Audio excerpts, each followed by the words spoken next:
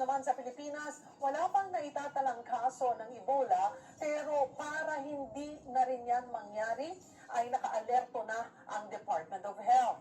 May isinasagawa ng screening protocols sa entry points ng Pilipinas. Handa rin daw ang ating healthcare system. Plano pang paigtingin yan sa bagong Ebola protocols na ilalabas ng DOH.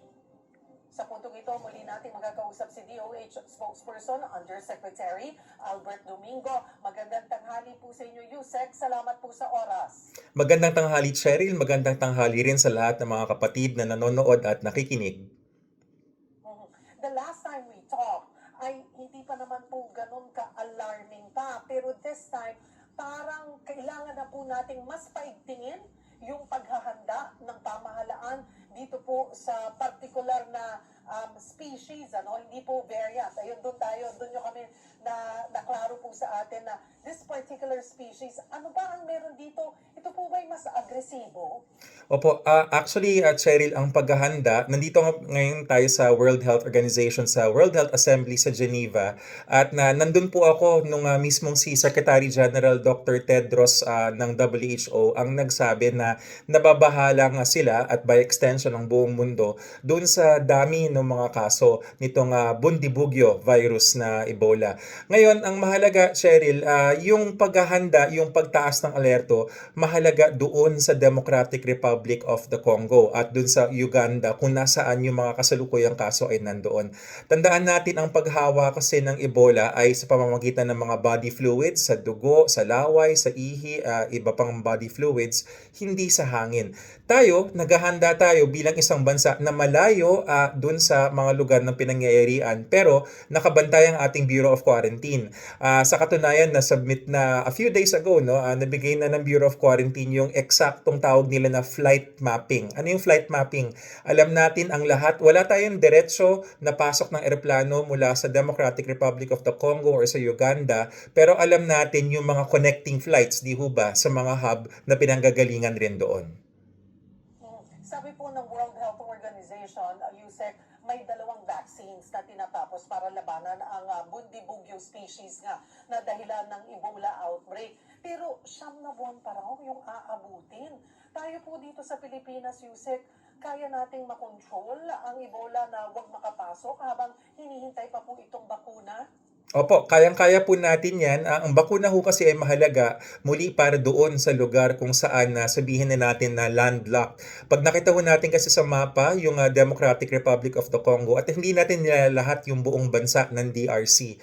Meron lang isang probinsya kung saan nandun yung karamihan ng hawa at actually, Cheryl, dun sa probinsyang yon, conflict-affected area. Hindi makapasok yung mga doktor, hindi makapasok yung mga supplies. Kaya mahalaga na yung tinatawag na medical countermeasures kasama ang bakuna ay mapabigay kaagad dun sa lugar na yon para protektado yung paligid ng area. Sa mga bansang tulad natin na we are at peace, tahimik ang ating mga health systems, kaya ng ating contact tracing, kaya ng ating mga laboratory. At muli, sasabihin ko, hindi kasi airborne si Ebola.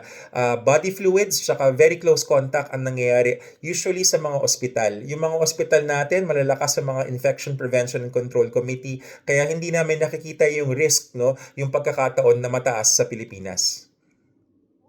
And yun nga pong kahit na magkaroon na ng vaccine, considering na sabi nyo nga, kalmado pa tayo eh. Wala pa yan sa atin, kaya pa natin talagang harangin. Pero nandoon din, siguro makikipila din tayo, sa mga manufacturers nitong International Drug Manufacturers o WHO para masiguro pong magkaroon din tayo sakaling kailanganin po natin ng allocation din. Paano ba magiging system? Least priority ba tayo dahil nga wala pa tayong kaso at ang uunahin muna ay yung marami ng nag-positive sa case po na ito? Yan yung dahilan na Cheryl kung bakit mahalaga yung nandito tayo ngayon. Nasabi nga namin, sakto, nandito tayo kaharap ng WHO, nakakausap namin sila mismo. Kasama po tayo sa pila. Actually, lahat po naman ng mga bansa ay kanilang sinasama. Pero ang sabi nga ay risk-based. Kapag nakita natin na hindi naman ganun kataas yung pagkakataon na makuha natin, hindi tayo high priority, pero hindi rin tayo low priority. At lagi tayong dumadaan sa ebidensya. Kung makita natin sa flight mapping ng Bureau of Quarantine na papasok dito ang mga galing sa DRC or sa Uganda, then tataas tayo dun sa priority ng pila na yon.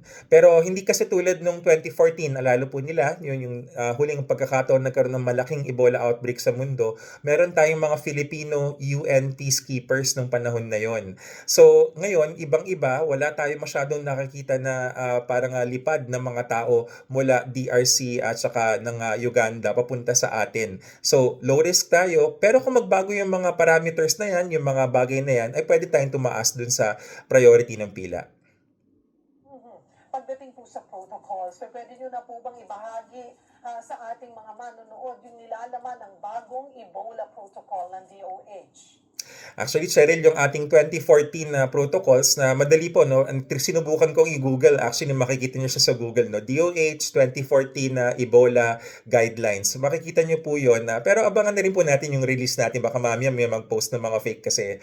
Yung pong 2014 na guidelines namin, yun po ay makakatulong pa rin. Mabisa pa rin po siya dito sa Bundibugyo. Ina-update lang namin based dun sa mga latest information na nakukuha mula sa DRC saka sa Uganda at through the auspices of the World Health Organization. So wag po tayong mag-alala dun sa guidelines na yan.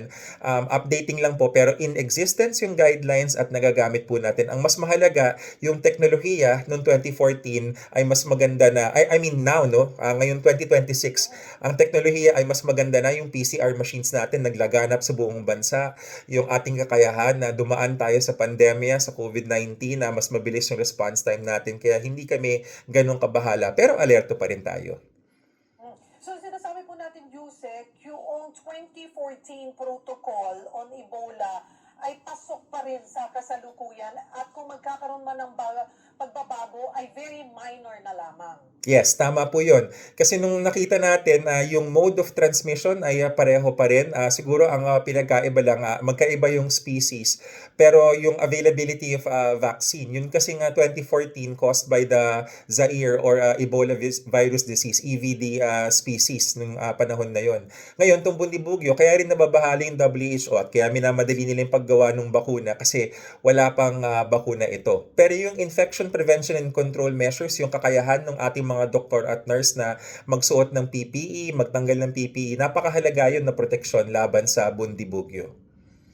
Yusek, kapag ganito po, nag-update tayo ng health protocols, tiyak po na kailangan din ito ng dagdag na pondo. Sasapat po ba ang pondo ng DOH para sa pangmatagalan na implementasyon nito?